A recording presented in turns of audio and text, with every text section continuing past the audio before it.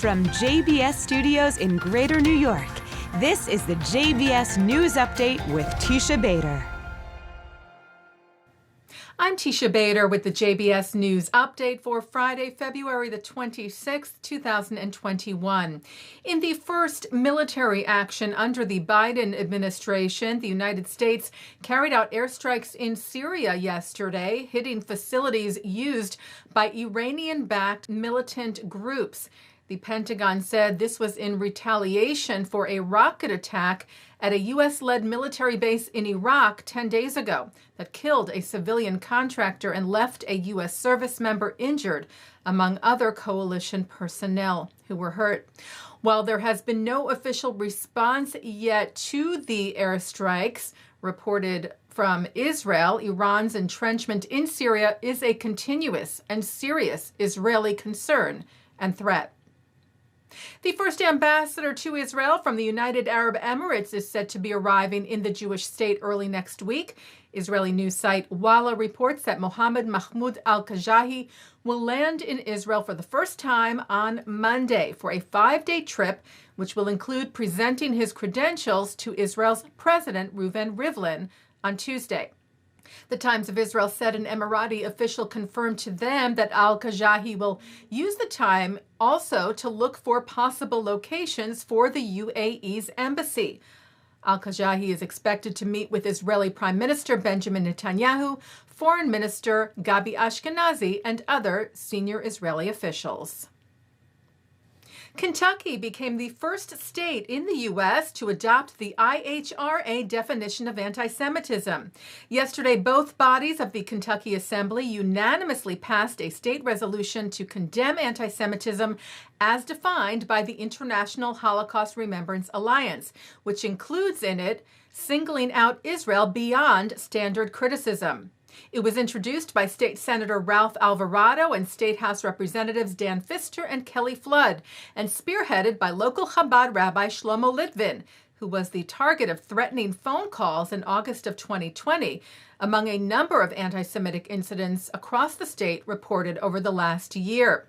Litvin praised the passage of the measure, citing the Lubavitcher Rebbe, Rabbi Menachem Mendel Schneerson, whom he said taught it is the duty of a leader to seek out the welfare of all particular sectors of the community and thereby ensure the flourishing of the whole. He said the leaders in the Kentucky Assembly showed that leadership. Our entire Commonwealth is uplifted by it, and the Jewish community thanks them.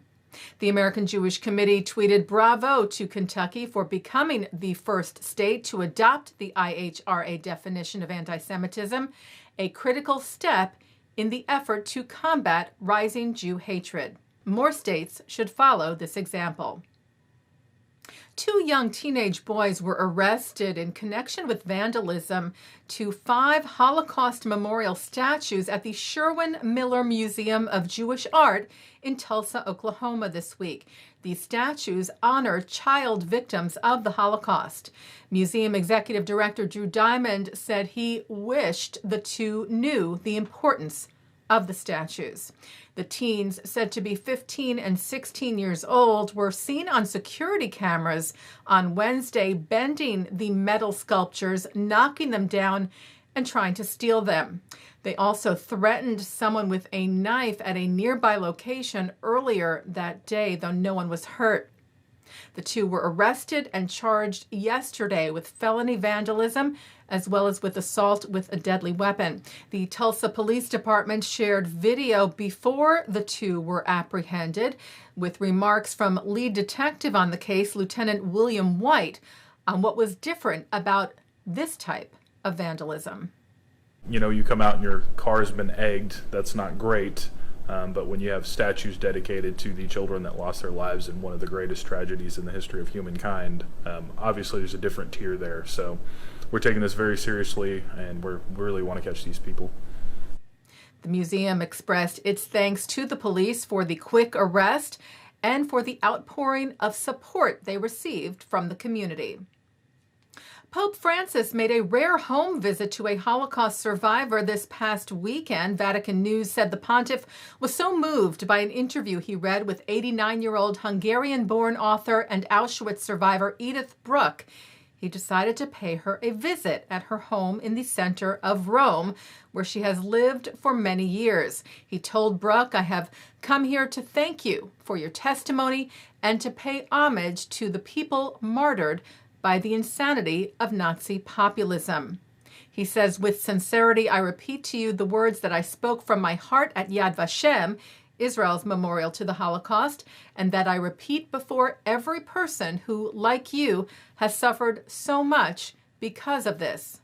I ask forgiveness, O Lord, in the name of humanity." The Holy See released a statement saying that the Pope also spoke of the fears and hopes in the world today, emphasizing the value of memory and the role of the elderly in cultivating it and passing it on to the young. Taking a look now at our programming for tonight on JBS for Friday, February the 26th. Coming up at 6 o'clock, it's live Shabbat services from New York City's Central Synagogue, followed by Shabbat services from the Hampton Synagogue. At 8:30, a concert with musician David Krakauer. At 9, it's the film The Forgotten Refugees. At 10 o'clock, Professor of Religious Studies at Yale, Hindi Naiman, addresses the question of how do we sing of Zion in the diaspora. At 10:30, it's a replay of the Hampton Synagogue services, followed by a replay from Central Synagogue. And coming up next, a look at this week's Torah portion. And that's the JBS News Update for Friday, February the 26th, 2021. I'm Teisha Bader. Stay healthy, stay well. Shabbat Shalom, and Chag Sameach.